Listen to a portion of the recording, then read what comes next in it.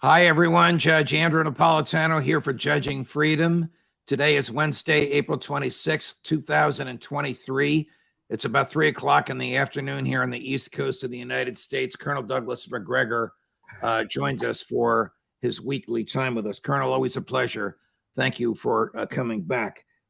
Colonel, here's the question a lot of us are asking. It's the end of April. We're a week from May. What has become of Ukraine's vaunted, well-publicized spring offensive against the Russian forces? I think a couple of things have happened, one of which is the weather. I sent you a video not long ago that showed you Ukrainian trenches in eastern Ukraine that had about 3 feet of water in them. They've had extraordinary rain, so the place is really a sea of mud. And, mud doesn't discriminate. It stops Russian as well as Ukrainian vehicles and equipment and people. So I think that's part of it.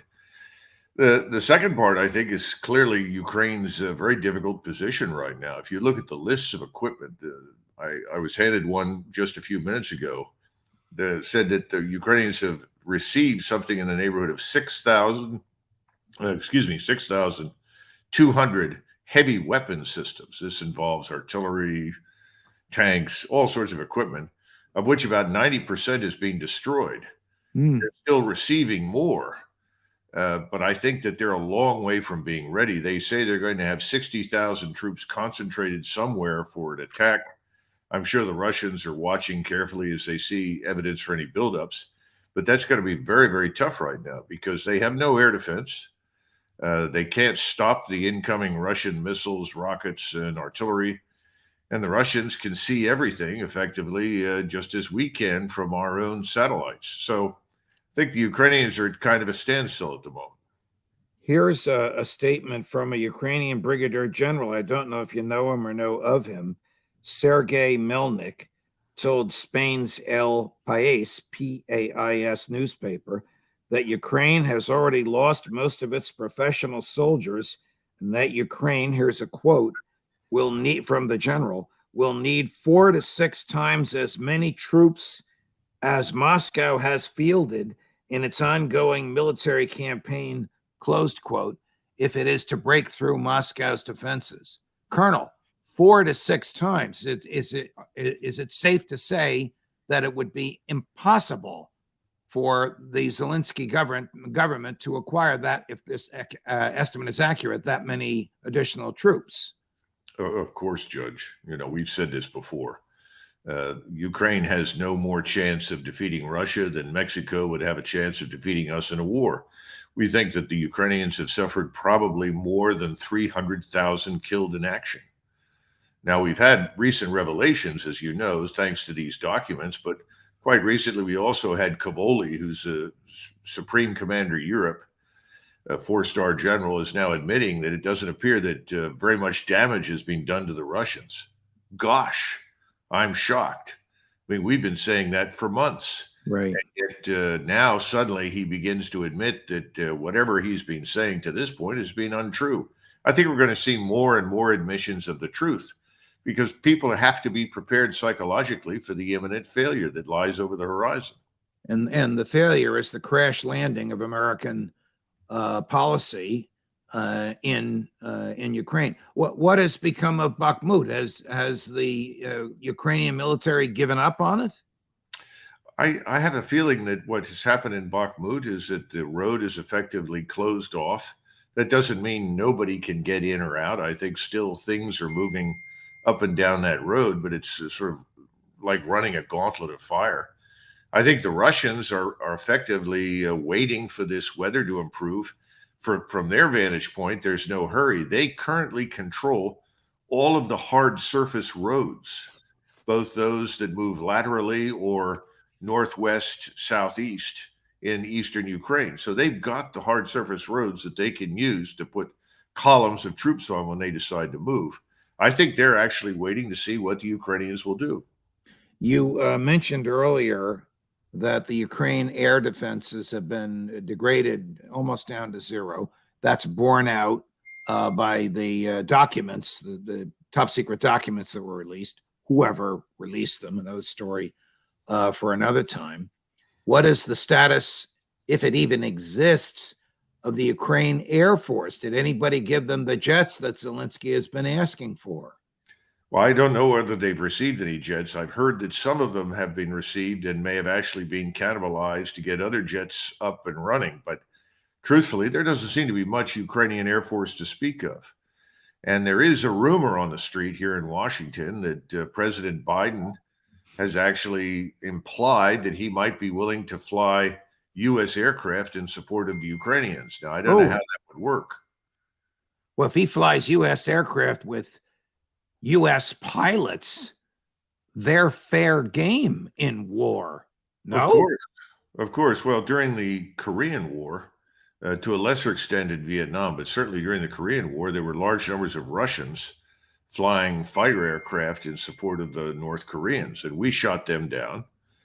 I would not be surprised if there was not an effort at least to consider putting U.S. pilots inside aircraft that had Ukrainian markings on them. How that would work and how far they would get, who knows? I mean, this integrated air defense structure that our Air Force has routinely dismissed has turned out to be very, very effective on the Russian side. And if we were to use any of our high-end aircraft, it would be a bonanza for the Russians, because this would allow them to test all of their capabilities against them. They've done a little of that, by the way, in Syria, where they were able to capture all the target forms and radar signatures of all of our high-end jets. But the opportunity to actually shoot some of ours down, well, that would be a welcome opportunity, I would think, for the Russian military. What you have been courageously articulating in the past 13 months that you and I have had the pleasure of working together has all come to pass. Is it now generally recognized by NATO countries that this is a lost cause militarily? Behind the scenes, absolutely. No question about it. Even the Polish chief of staff just a couple of months ago, as you know, made a statement where he pointed out the Russians have actually performed very well. The Russian soldiers are quite competent, tough, capable, should not be underestimated. Then he went silent. But my sources in Poland tell me that he continues to warn against the use of any Polish forces to rescue the Ukrainians, because it would be effectively a fool's errand.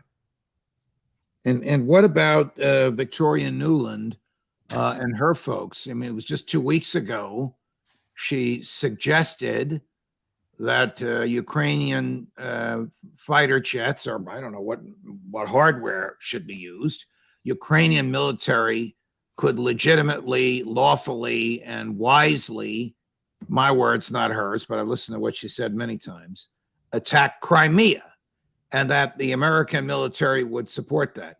Is she standing alone in that? Victoria Nuland represents the ideological wing of the hard left in the Biden administration.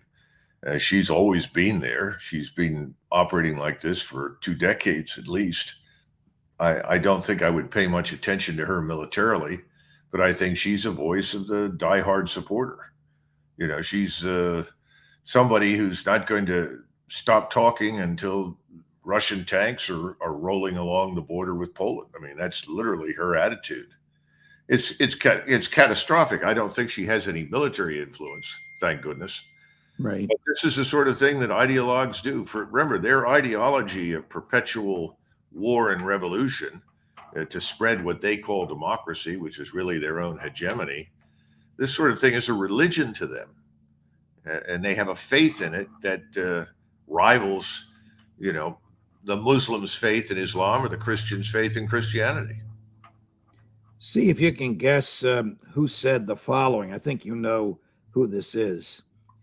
Even these countries of the former Soviet Union do not have an effective status in international law, since there is no international agreement that would specify their status as sovereign countries.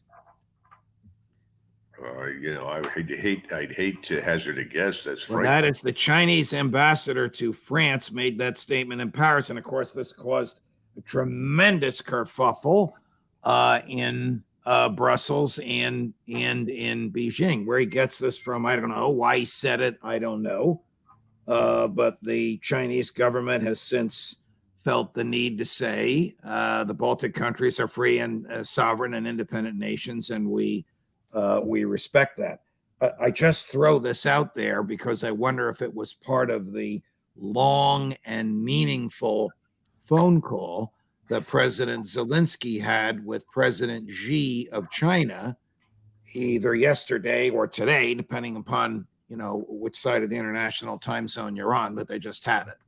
Yeah, well, it's possible, though. I doubt very seriously that President Xi would have made a statement like that to President Zelensky, because that would have undermined President Xi's effort to try and persuade him to come to terms with Moscow. But, there is a certain amount of truth in what the Chinese ambassador said. We Americans ought to keep that in mind. My ancestors used to say that, whatever we can hold with our sword is ours. In other words, you can take your lawful agreements and shove them. You're speaking of Scotland. Yes, I'm speaking of my Highland ancestors. When is Scotland going to become free? But that's another topic for another time, Colonel. I don't know, but the bottom line is we ought to keep it in mind that we draw these borders, and borders are only meaningful if you can actually protect them. We're not bothering to do that with our own, and we might well wake up in the future and discover that we have Mexico or other countries claiming parts of our own continent. I hope not, but I think it's eminently possible. The key thing, I want to ask you about this conversation. Of course, we don't know exactly what was said, but what would be President Xi's purpose in having this conversation with President Zelensky if it wasn't to try and talk him into coming to some sort of a negotiating table? Absolutely.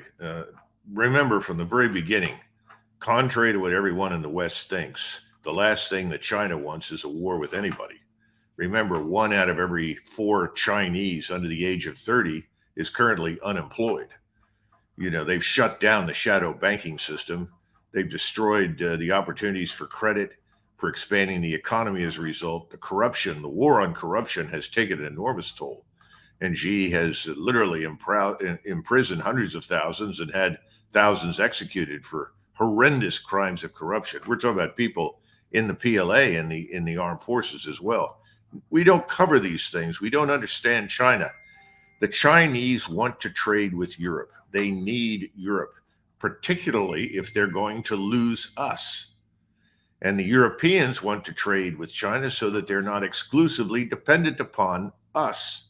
They've got to have the one belt, one road. That means they've got to go through Ukraine with all of these high-speed rail lines that they want to build to transport goods and services. All right. Well, this is fascinating, Colonel, because according to Bloomberg, a reporter from which was physically present when readouts were given, that's the government version of the conversation, there are some things that both readouts agreed on, one of which you just said. President Xi of China says negotiations are the only solution for the war. 2, President Xi says China is willing to boost its ties with Ukraine, which must mean trade, or maybe even financial aid in rebuilding Ukraine if Zelensky will sit down somewhere, Geneva, Beijing, wherever they're going to have these talks, if they have them. The obstacle of the talks, I'm sorry, my question is so long-winded, I'm throwing a lot at you. The obstacle of the talks is the American State Department. Well, this is the Chinese version of William Howard Taft's dollar diplomacy. You'll recall that we had a similar policy back before the First World War, particularly with Latin America. It makes infinite sense. The Chinese are quite willing to try and buy their way in rather than fight their way in. We continually complain about China making inroads in all sorts of parts of the world. Well, they're doing it with money. Unfortunately, we've chosen the military instrument, and then we've chosen to lecture everybody on adopting whatever we think is liberal and democratic, when in reality, the Chinese never interfere in the affairs of other countries. So I think this makes sense. Now, what can he do? This is a difficult question for Zelensky, because how much can Zelensky give up and survive in office? We don't know. We have no idea what's really happening inside his country when it comes to his own political future. But the Chinese are probably saying, look, if you'll sign over most of the territory that the Russians now have, and probably a little bit more, I would suspect, and do business with the Russians, we'll stop this and we'll rebuild your country. It'll take a decade, but we'll do it. And I'm sure, frankly, that President Putin has got a lot of pressure right now on him inside Russia to march all the way to the Polish border. Again, as we've discussed before, most Americans have no idea how infuriated the Russian people are with what has happened. Their hatred for Ukraine is only in second place to their hatred for us for having created and cultivated this conflict. But he is a pragmatist. Putin is nothing if not a smart pragmatist. And if Putin can end this, stop the bleeding, stop the wasteful destruction of property that he has no interest for him, I think he would probably go along with Xi. So as I hear you, we in the West do not know the stability of President Xi in office.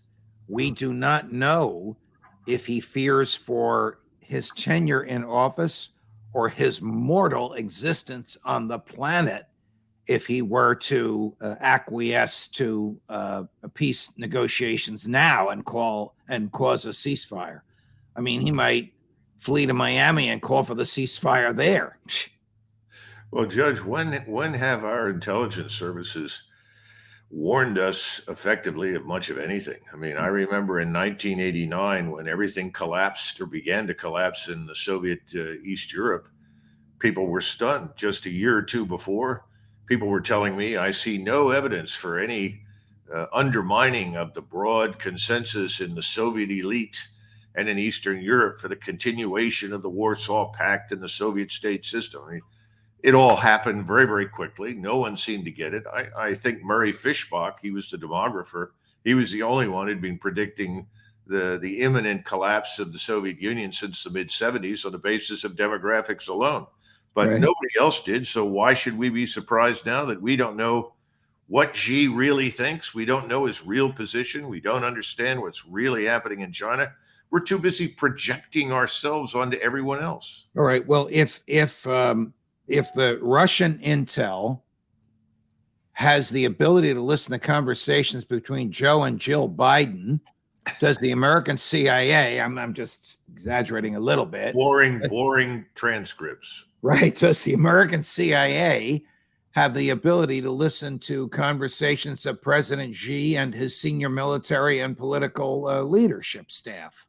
They certainly do. How much and how often? I mean, how frequently does Xi or does Putin retreat to his soundproof area to conduct conversations? Who knows? But certainly we can pick up a great deal. Zelensky, not Xi. Do Yeah, we know Zelensky- if Zelensky is a scared rabbit that he thinks he's going to be assassinated tomorrow, or is he truly in command? Well, if they know, they're not going to tell you or me. They're not going to tell us. We're never going to find out the truth. But I suspect he's very worried right now.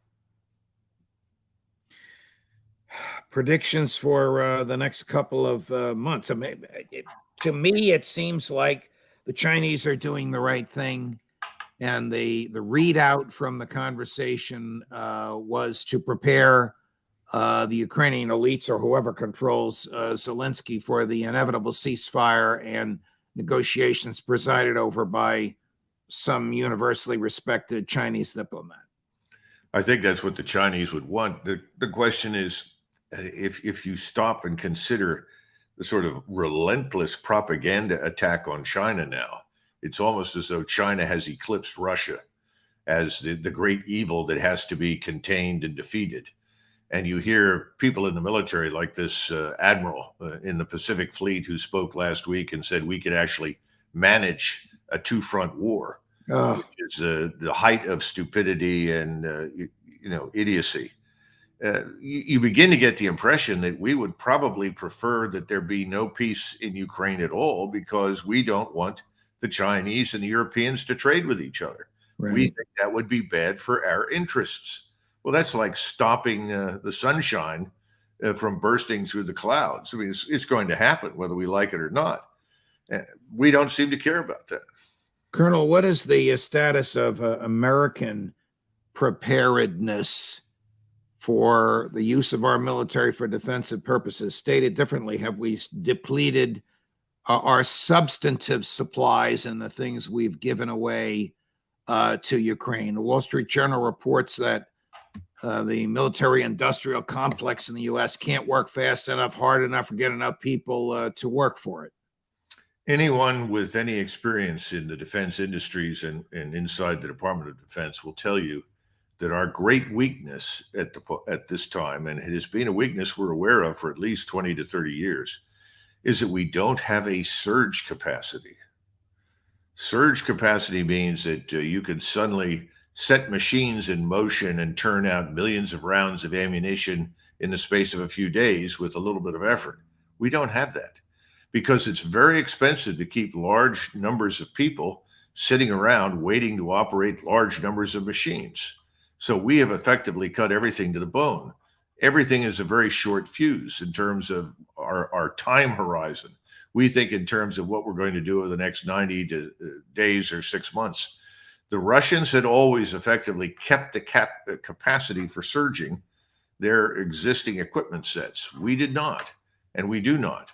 So the answer to your question is, if we were compelled to fight for any longer than a few weeks in Central East Europe, we couldn't do it. Does the President of the United States know that, Colonel? You know, that's the $1,000 question. And let's say that he knows it. He may be told, well, don't worry because we'll win in that short time. We can go back. The last time we won anything in 3 weeks. Well, you know, we can go all the way back to the Second World War and when the Germans attacked France. The German General Staff opposed it. They were violently opposed to going against the French and the British because they said we're not ready, and they were right. We think that the Luftwaffe in 1940 had about 2 weeks of ammunition on hand when they attacked the British and the French. So it was a high-risk venture. Then when you turn around and you look at the invasion of the Soviet Union by the Germans, a 1,000-mile front with only, 3 million men and perhaps 10,000 armored fighting vehicles versus 4 or 5 million Soviet troops and 30,000 tanks. I mean, these are all intelligence failures, but they're also errors in judgment. So I don't think we would be surprised to discover that there are people in the Pentagon that are making similar errors of judgment. When it comes to war, the cardinal rule is, if you're not compelled to fight, don't fight. Colonel Douglas Macgregor, always a pleasure, my dear friend. Thank you so much for joining us. Sure. Thank you, Judge. If you like that, like and subscribe, and more will come. Judge Napolitano for Judging Freedom.